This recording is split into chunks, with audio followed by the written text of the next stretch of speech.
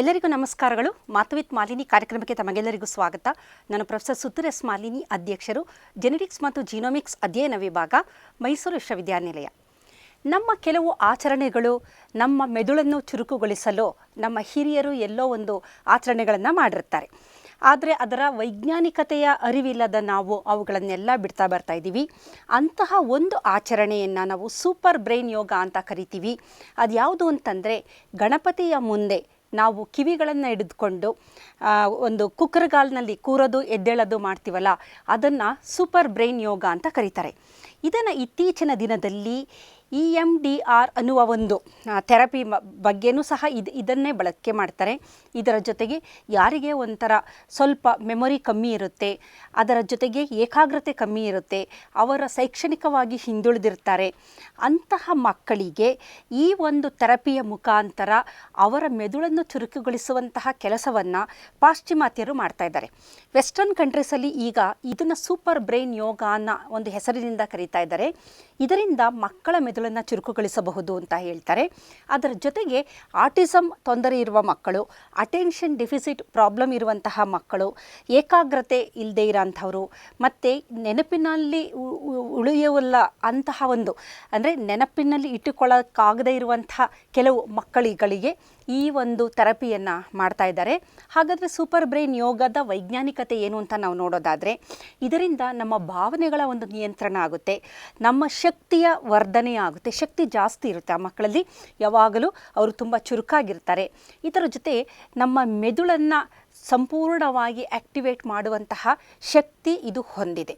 ಹಾಗಾದರೆ ಇದನ್ನು ಯಾವ ರೀತಿ ಮಾಡ್ತಾರೆ ಅಂತಂದರೆ, ಎಡಗೈನ ಬಲಕಿವಿಯನ್ನು ಹಿಡಿದುಕೊಂಡು ಬಲಕೈಯಿಂದ ಎಡಕಿವಿಯ ತುದಿಯನ್ನು ಹಿಡ್ಕೊಂಡು ಗಣಪತಿಯ ಮುಂದೆ ಸಾಮಾನ್ಯವಾಗಿ ಮಾಡೋದು ನಾವು ದೇವಸ್ಥಾನಗಳಲ್ಲಿ ಕುಳಿತು ಏಳುವುದನ್ನು ಅದು 14ರಿಂದ 21 ಸಲ ಈ ಥರ ಮಾಡಿದ್ರೆ ಅದು ಒಂದು ಸೂಪರ್ ಬ್ರೈನ್ ಯೋಗ ಅಂತ ಅದನ್ನು ಕರೆಯಬಹುದಾಗಿದೆ. ಈ ಒಂದು ಸಂದರ್ಭದಲ್ಲಿ ಕುಳಿತು ಮತ್ತು ಏಳುವಂತಹ ಸಂದರ್ಭದಲ್ಲಿ ಬಗ್ಗೆ ಕೂತ್ಕೊಳ್ಳಬೇಕಾದರೆ ಇನಲೇಷನ್, ಉಸಿರನ್ನು ತೆಗೆದುಕೊಳ್ಳುವುದು, ಅದು ಪುನಃ ಎದ್ದು ನಿಂತ್ಕೊಳ್ಳಬೇಕಾದರೆ ಎಕ್ಸಲೇಷನ್, ಉಸಿರನ್ನು ತೆಗೆದುಕೊಳ್ಳುವುದು ಮತ್ತು ಉಸಿರನ್ನು ಬಿಡುವುದು.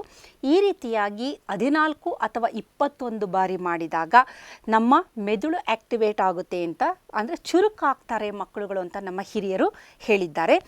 ಹಾಗಾದರೆ ಏನೇನು ಒಂದು ಬದಲಾವಣೆಗಳು ಆಗುತ್ತೆ ಅಂತ ನಾವು ನೋಡೋದಾದರೆ, ಈ ಒಂದು ಪ್ರಕ್ರಿಯೆ ಮಾಡಿದಾಗ ಈ ರೀತಿಯ ನಮಸ್ಕಾರ ಅಂತ ನಾವು ಕರಿತೀವಿ, ಗಣಪತಿಯ ಮುಂದೆ ನಿಂತು ಮಾಡುವ ನಮಸ್ಕಾರ ಅಂತ ನಮ್ಮ ಸಂಪ್ರದಾಯದಲ್ಲಿ ನಾವು ಹೇಳ್ತೀವಿ. ಆದರೆ ಯೋಗದಲ್ಲಿ ಅಥವಾ ಪಾಶ್ಚಿಮಾತ್ಯರು ಇದನ್ನು ಸೂಪರ್ ಬ್ರೈನ್ ಯೋಗ ಅಂತ ಕರೀತಾರೆ. ಕಾರಣ ಏನಂತಂದರೆ, ಬಲ ಮತ್ತು ಎಡ ಎರಡೂ ಮೆದುಳನ್ನು ಕೋಆರ್ಡಿನೇಟ್ ಮಾಡಿ ಇದನ್ನು ಕೊಹಿರೆನ್ಸ್ ಉಂಟು ಮಾಡಿ ಎರಡನ್ನೂ ಆ್ಯಕ್ಟಿವೇಟ್ ಮಾಡುವ ಅದ್ಭುತವಾದ ಒಂದು ಪ್ರಕ್ರಿಯೆ ಇದು ಅಂತ ನಾವು ಹೇಳ್ಬೋದು. ಕೆಲವೊಂದು ಯೋಗಾಭ್ಯಾಸ ಅಥವಾ ಕೆಲವೊಂದು ಎಕ್ಸಸೈಸ್ ಮಾಡಿದಾಗ ಬಲ ಮೆದುಳು ಆ್ಯಕ್ಟಿವೇಟ್ ಆಗುತ್ತೆ ಅಥವಾ ಎಡ ಮೆದುಳು ಆ್ಯಕ್ಟಿವೇಟ್ ಆಗುತ್ತೆ. ಆದರೆ ಈ ಒಂದು ಪ್ರಕ್ರಿಯೆಯಿಂದ ಬಲ ಮತ್ತು ಎಡ ಎರಡೂ ಮೆದುಳು ಸಹ ಆ್ಯಕ್ಟಿವೇಟ್ ಆಗೋದ್ರಿಂದ ಕಾಗ್ನಿಷನ್, ಬುದ್ಧಿಮತ್ತೆ ಹೆಚ್ಚಾಗುತ್ತೆ, ಮೆಮೊರಿ ಚೆನ್ನಾಗಿರುತ್ತೆ, ಬಹಳಷ್ಟು ಸ್ಕಿಲ್ಸ್ಗಳು ಆ ಮಕ್ಕಳುಗಳು ಬೆಳೆಸ್ಕೊತಾರೆ, ಮತ್ತು ಏಕಾಗ್ರತೆ ಚೆನ್ನಾಗಿರುತ್ತೆ. ಹಾಗಾಗಿ ಬಲ ಮತ್ತು ಎಡ ಎರಡು ಲ್ಯಾಟ್ರಲ್ ಹಿಮಸ್ಪಿಯರ್ ಅಂದರೆ ಮೆದುಳಿನ ಬಲಭಾಗ ಎಡಭಾಗ ಎರಡನ್ನ ಒಟ್ಟಿಗೆ ಸೇರಿಸಿ ಆ್ಯಕ್ಟಿವೇಟ್ ಮಾಡುವಂಥದ್ದನ್ನು ಇದನ್ನು ಸೂಪರ್ ಬ್ರೈನ್ ಯೋಗ ಅಂತ ನಾವು ಕರೆಯಬಹುದು. ಇದರ ಜೊತೆಯಲ್ಲಿ ಬಹಳ ಇನ್ನೊಂದು ಪ್ರಮುಖವಾದ ಪ್ರಕ್ರಿಯೆ ಇಲ್ಲಿ ನಡೆಯುತ್ತೆ. ಅದು ಯಾವುದು ಅಂತ ಅಂದರೆ, ನಮ್ಮ ಕಿವಿಯ ತುದಿಗಳನ್ನು ನಾವು ಪ್ರೆಸ್ ಮಾಡಿದಾಗ ಮತ್ತು ಅದನ್ನು ಹಿಡ್ಕೊಂಡು ಕೂತಿ ಮತ್ತು ಎದ್ದೇಳೋದು, ಈ ಒಂದು ಪ್ರಕ್ರಿಯೆಯನ್ನು ನಾವು ಮಾಡಿದಾಗ ಏನಾಗುತ್ತೆ ಅಂದರೆ ಆರಿಕ್ಯುಲಾರ್ ಆಕ್ಯುಪ್ರೆಷರ್ ಅಂತ ಕರಿತೀವಿ ಅದನ್ನು. ಆಕ್ಯುಪ್ರೆಷರ್ ಅಂದರೆ ಆ ಒಂದು ಕಿವಿಯ ತುದಿಯಲ್ಲಿ ನಾವು ಒಂದು ಒತ್ತಡವನ್ನು ಹಾಕ್ತಾ ಇದ್ದೀವಿ, ಅದು ಕಿವಿಗಳ ಮೇಲೆ ಬೀಳುವಂತಹ ಒತ್ತಡ. ಇದರಿಂದ ಏನಾಗುತ್ತೆ ಅಂತ ನಾವು ನೋಡೋದಾದರೆ, ವೈಜ್ಞಾನಿಕವಾಗಿ ಕಿವಿಗಳನ್ನು ಮಸಾಜ್ ಮಾಡೋದ್ರ ಬಗ್ಗೆ ನಾನು ಹೇಳಿದ್ದೀನಿ. ಕಿವಿಯನ್ನು ಮಸಾಜ್ ಮಾಡೋದು, ಕಾಲುಗಳನ್ನು ಮಸಾಜ್ ಮಾಡೋದು, ಅಥವಾ ಕಾಲಿಗೆ ತಣ್ಣೀರನ್ನು ಹಾಕಿಕೊಳ್ಳೋದು, ತಣ್ಣೀರನ್ನು ಕುಡಿಯೋದು, ಇದೆಲ್ಲ ಮಾಡಿದಾಗ ವೇಗಸ್ ನರ್ವ್ ಆ್ಯಕ್ಟಿವೇಟ್ ಆಗುತ್ತೆ. ವೇಗಸ್ ನರ್ವ್ ಅನ್ನೋದು ನಮ್ಮ ಪ್ಯಾರಾಸಿಂಪಥೆಟಿಕ್ ನರ್ವಸ್ ಸಿಸ್ಟಮಲ್ಲಿರುವ 10ನೇ ಕ್ರೇನಿಯಲ್ ನರ್ವ್ ಅಂತ ಕರಿತೀವಿ. ಇದೊಂದು ಗಾಡ್ಲಿ ನರ್ವ್ ಅಂತ ನಾವು ಹೇಳ್ಬೋದು. ಕಾರಣ ಈ ವೇಗಸ್ ನರ್ವ್ನ ಆ್ಯಕ್ಟಿವೇಟ್ ಮಾಡಿದಾಗ ಅದು ನಮ್ಮ ಹೃದಯ ಬಡಿತವನ್ನು ಸಮಸ್ಥಿತಿಗೆ ತರುತ್ತೆ, ನಮ್ಮ ರಕ್ತದೊತ್ತಡನ ಕಡಿಮೆ ಮಾಡ್ತಾ ಬರುತ್ತೆ, ಸ್ನಾಯುಗಳ ಬಿಗಿತವನ್ನು ರಿಲ್ಯಾಕ್ಸ್ ಮಾಡ್ತಾ ಬರುತ್ತೆ, ನಮ್ಮನ್ನು ಒಂದು ಕಾಮ್ ಮೈಂಡ್ ಸೆಟ್ಗೆ, ಒಂದು ಶಾಂತ ಸ್ಥಿತಿಗೆ ನಮ್ಮನ್ನು ತೆಗೆದುಕೊಂಡೋಗುತ್ತೆ. ಈ ಸ್ಥಿತಿಯಲ್ಲಿ ನಮ್ಮ ಮುಂಭಾಗದ ಮೆದುಳು ಆ್ಯಕ್ಟಿವೇಟ್ ಆಗುತ್ತೆ. ಮುಂಭಾಗದ ಮೆದುಳು ಆ್ಯಕ್ಟಿವೇಟ್ ಆದಂತಹ ಸಂದರ್ಭದಲ್ಲಿ ಆಲೋಚನೆ, ತರ್ಕ, ಆವಿಷ್ಕಾರಗಳು, ಸಂಶೋಧನೆಗಳು ಇವುಗಳೆಲ್ಲದರ ಮೂಲ ಸ್ಥಾನ ಅಂದರೆ ನಮ್ಮ ಮುಂಭಾಗದ ಮೆದುಳು. ಹಾಗಾಗಿ ಕಿವಿಗಳಿಗೆ ಈ ಆರಿಕ್ಯುಲರ್ ಆಕ್ಯುಪ್ರೆಷರ್ ನಾವು ಮಾಡಿದಾಗ ವೇಗಸ್ ನರ್ವ್ ಆ್ಯಕ್ಟಿವೇಟ್ ಆಗುತ್ತೆ. ಅಂದರೆ ಇಲ್ಲಿ ನೋಡಿ, ನಮ್ಮ ಬಲಭಾಗದ ಮೆದುಳು, ಎಡಭಾಗದ ಮೆದುಳು ಆ್ಯಕ್ಟಿವೇಟ್ ಆಯಿತು, ನಮ್ಮ ಹಿಪ್ಪೋಕ್ಯಾಂಪಸ್ ರೀಜನ್ ಆ್ಯಕ್ಟಿವೇಟ್ ಆಯಿತು. ಅಂದರೆ ಏಕಾಗ್ರತೆ, ಮೆಮೊರಿ ಅಂದರೆ ಜ್ಞಾಪಕದಲ್ಲಿ ಇಟ್ಕೊಳ್ತಿರೋ ಅಂಥದ್ದು, ಕಲಿತಿರುವುದನ್ನು ಜ್ಞಾಪಕದಲ್ಲಿ ಉಳಿಸ್ಕೊಳ್ಳೋವಂಥದ್ದು, ಏಕಾಗ್ರತೆ, ಈ ಥರದ್ದು ಬಹಳ ಅದ್ಭುತವಾದ ಈ ಪ್ರಕ್ರಿಯೆಗಳೆಲ್ಲ ಜಾಗೃತ ಆಯಿತು. ಇದರ ಜೊತೆಯಲ್ಲಿ ನಮ್ಮ ವೇಗಸ್ ನರ್ವ್ ಆ್ಯಕ್ಟಿವೇಟ್ ಆಗೋದ್ರಿಂದ ಮುಂಭಾಗದ ಮೆದುಳು ಆ್ಯಕ್ಟಿವೇಟ್ ಆಯಿತು. ನಾವು ಏನು ದೇವರ ಹತ್ರ ಕೇಳ್ಕೊಳ್ತೀವಿ, ನನಗೆ ಸಾಮಾನ್ಯವಾಗಿ ಈ ನಮಸ್ಕಾರ ಮಾಡಿ ನನಗೆ ವಿದ್ಯೆ ಕೊಡು, ನನಗೆ ಬುದ್ಧಿ ಕೊಡು ಅಂತ ನಾವು ವಿಘ್ನೇಶ್ವರನನ್ನು ಕೇಳ್ಕೊತೀವಿ. ಮತ್ತು ನಾನು ಮಾಡುವ ಕೆಲಸಕ್ಕೆ ಯಾವುದೇ ರೀತಿಯ ವಿಘ್ನ ಬರದ ಹಾಗೆ ನಮ್ಮನ್ನು ಕಾಪಾಡು ಅಂತ ನಾವು ಕೇಳ್ಕೊತೀವಿ. ಹಾಗಾಗಿ ಈ ಒಂದು ಪ್ರಕ್ರಿಯೆ ನಡಿಬೇಕಾದ್ರೆ ನಮ್ಮ ಮುಂಭಾಗದ ಮೆದುಳು ಆ್ಯಕ್ಟಿವೇಟ್ ಆಗುತ್ತೆ. ಕಾರಣ ನಮ್ಮ ಈ ಒಂದು ಭಂಗಿ ಇದೆಯಲ್ಲ, ಇದು ನಮ್ಮ ವೇಗಸ್ ನರ್ವ್ನ ಆ್ಯಕ್ಟಿವೇಟ್ ಮಾಡೋದ್ರಿಂದ ಈ ರೀತಿಯ ಪ್ರಕ್ರಿಯೆಗಳು ನಡೀತಾ ಬರುತ್ತೆ. ಇದರ ಜೊತೆಯಲ್ಲಿ ನಾವು ಉಸಿರಾಟ ಮಾಡ್ತೀವಿ ನೋಡಿ, ಬಗ್ಬೇಕಾದ್ರೆ ನಾವು ಉಸಿರನ್ನು ತೆಗೆದುಕೊಳ್ತೀವಿ, ಎದ್ದೇಳುವ ಸಂದರ್ಭದಲ್ಲಿ ಉಸಿರನ್ನು ಬಿಡ್ತೀವಿ. ಇದರಿಂದ ಆಕ್ಸಿಜನೇಷನ್ ಹೆಚ್ಚಾಗುತ್ತೆ. ಮತ್ತು ಗ್ರೌಂಡಿಂಗ್ ಎಫೆಕ್ಟ್ ಅಂತ ಕರಿತೀವಿ. ನಾವು ದೇವಸ್ಥಾನದಲ್ಲಿರ್ತೀವಿ, ದೇವಸ್ಥಾನದಲ್ಲಿ ನಿಂತ್ಕೊಂಡು ಇದನ್ನು ಮಾಡ್ತೀವಿ. ಕುಕ್ಕರಗಾಲಲ್ಲಿ ಕೂತ್ಕೊಳ್ಳೋದು, ಎದ್ದೇಳೋದು ಎರಡನ್ನ ಮಾಡೋದ್ರಿಂದ ಗ್ರೌಂಡಿಂಗ್ ಎಫೆಕ್ಟ್ ಆಗುತ್ತೆ. ಏಕೆಂದರೆ ದೇವಸ್ಥಾನದ ವೈಬ್ರೇಷನ್ ಏನಿದೆ ಅದು ತುಂಬ ಅದ್ಭುತವಾಗಿರುತ್ತೆ. ಅಲ್ಲಿ ನಮ್ಮ ಎಲ್ಲ ಪಂಚೇಂದ್ರಿಯಗಳು ಆ್ಯಕ್ಟಿವೇಟ್ ಆಗಿರುತ್ತೆ. ಹಾಗಾಗಿ ಆಕ್ಸಿಜನೇಷನ್ ಅಂದರೆ ಉಸಿರನ್ನು ದೀರ್ಘವಾಗಿ ತೆಗೆದುಕೊಂಡು ಬಿಡೋದ್ರಿಂದ ದೇಹಕ್ಕೆ ರಕ್ತ ಸಂಚಾರ ಚೆನ್ನಾಗಾಗುತ್ತೆ, ರಕ್ತದಲ್ಲಿ ಆಕ್ಸಿಜನ್ ಪ್ರಮಾಣ ಜಾಸ್ತಿ ಆಗುತ್ತೆ, ಅದು ನೇರವಾಗಿ ನಮ್ಮ ಮೆದುಳಿಗೆ ಹೋಗುತ್ತೆ. ಮೆದುಳಿಗೆ ಆಕ್ಸಿಜನ್ ಪೂರೈಕೆ ಜಾಸ್ತಿ ಆದಾಗ ಅದು ಅದ್ಭುತವಾಗಿ ಕಾರ್ಯನಿರ್ವಹಿಸುತ್ತೆ. ಇದರ ಜೊತೆಗೆ ಗ್ರೌಂಡಿಂಗ್ ಸಹ ಆಗುತ್ತೆ. ಗ್ರೌಂಡಿಂಗ್ ಬಗ್ಗೆನೂ ಸಹ ನಾನು ಹಿಂದಿನ ವಿಡಿಯೋಗಳಲ್ಲಿ ತಿಳಿಸಿದ್ದೀನಿ. ನಮ್ಮ ದೇಹದಲ್ಲಿ ಶೇಖರಣೆಗೊಂಡಿರುವಂತಹ ಕೆಲವೊಂದು ನೆಗೆಟಿವ್ ಅಯಾನ್ಗಳು, ಅದರ ಜೊತೆಗೆ ಅದು ಹೊರಗಡೆ ಹೋಗಬೇಕು, ಡಿಸ್ಚಾರ್ಜ್ ಆಗಬೇಕು ಅನ್ನೋದಾದರೆ ನಾವು ನೆಲದ ಮೇಲೆ ಬರೀ ಕಾಲಿನಲ್ಲಿ ನಡಿಬೇಕು ಅಥವಾ ಹುಲ್ಲಿನ ಮೇಲೆ ನಡಿಬೇಕು ಅಂತ ನಾನು ಹೇಳಿದ್ದೀನಿ. ಅದೇ ರೀತಿ ದೇವಸ್ಥಾನದಲ್ಲಿ ನಾವಿದ್ದಾಗ ಅಲ್ಲಿ ಕಲ್ಲು ಚಪ್ಪಡಿಗಳನ್ನು ಹಾಕಿರ್ತಾರೆ, ಅಲ್ಲಿ ಈ ಒಂದು ಗ್ರೌಂಡಿಂಗ್ ಎಫೆಕ್ಟನ್ನು ನಾವು ನೋಡ್ಬೋದು. ನಮ್ಮ ದೇಹದಲ್ಲಿ ಶೇಖರಣೆಯಾಗಿರುವಂತಹ ಕೆಲವೊಂದು ಪಾಸಿಟಿವ್ ಅಯಾನ್ಗಳಿರುತ್ತೆ. ಭೂಮಿ ನೆಗೆಟಿವ್ ಆಗಿ ಕೆಲಸ ಮಾಡೋದ್ರಿಂದ ಪಾಸಿಟಿವ್ ನೆಗೆಟಿವ್ ಅಯಾನ್ಸ್ಗಳು ಎರಡು ಒಟ್ಟಿಗೆ ಸೇರಿದಾಗ ನ್ಯೂಟ್ರಲೈಸ್ ಆಗುತ್ತೆ. ಅದನ್ನು ನಾವು ಗ್ರೌಂಡಿಂಗ್ ಅಂತ ಕರಿತೀವಿ.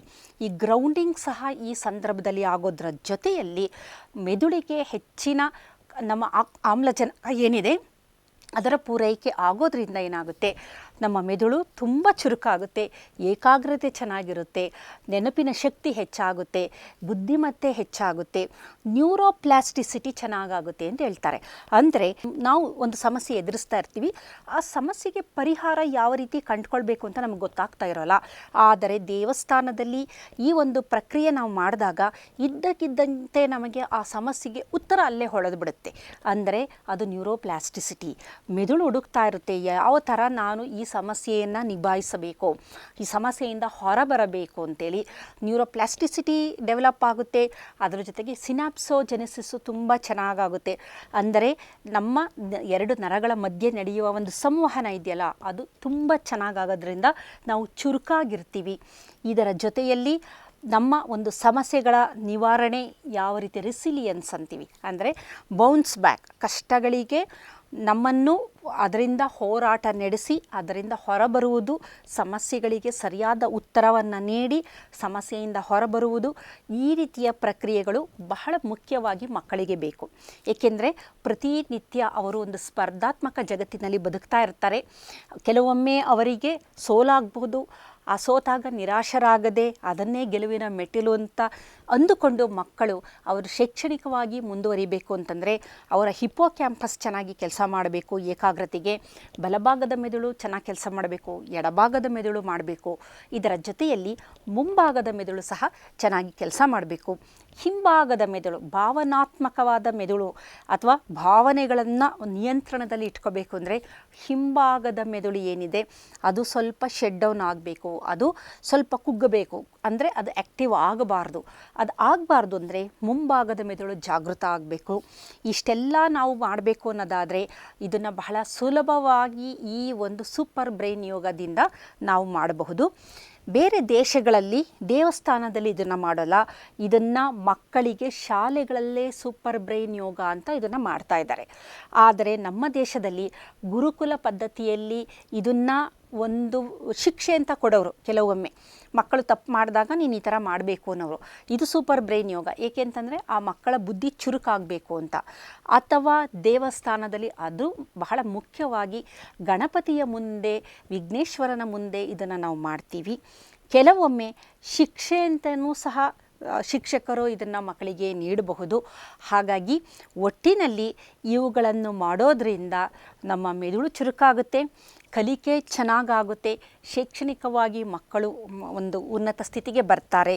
ಇದರ ಜೊತೆಯಲ್ಲಿ ಕೆಲವು ಕಲಿಕೆಯಲ್ಲಿ ಹಿಂದುಳಿದಿರುವ ಮಕ್ಕಳು, ಮುಖ್ಯವಾಗಿ ಅಟೆನ್ಷನ್ ಡಿಫಿಸಿಟ್ ಪ್ರಾಬ್ಲಮ್ ಇರುವ ಮಕ್ಕಳು, ಆಟಿಸಮ್ ಇರುವಂತಹ ಮಕ್ಕಳು, ಈ ರೀತಿ ಅವರ ಮೆದುಳಿಗೆ ಸಂಬಂಧಿಸಿದಂಥ ಕೆಲವೊಂದು ಸಣ್ಣ ಪುಟ್ಟ ತೊಂದರೆಗಳು, ಇದರಿಂದ ಏಕಾಗ್ರತೆ ಯಾವ ಮಕ್ಕಳಿಗೆ ಇಲ್ಲವೋ ಅಂತಹ ಮಕ್ಕಳಿಗೆ ಈ ಸೂಪರ್ ಬ್ರೈನ್ ಯೋಗ ಇದೆಯಲ್ಲ ಅದ್ಭುತವಾಗಿ ಕೆಲಸ ಮಾಡುತ್ತೆ.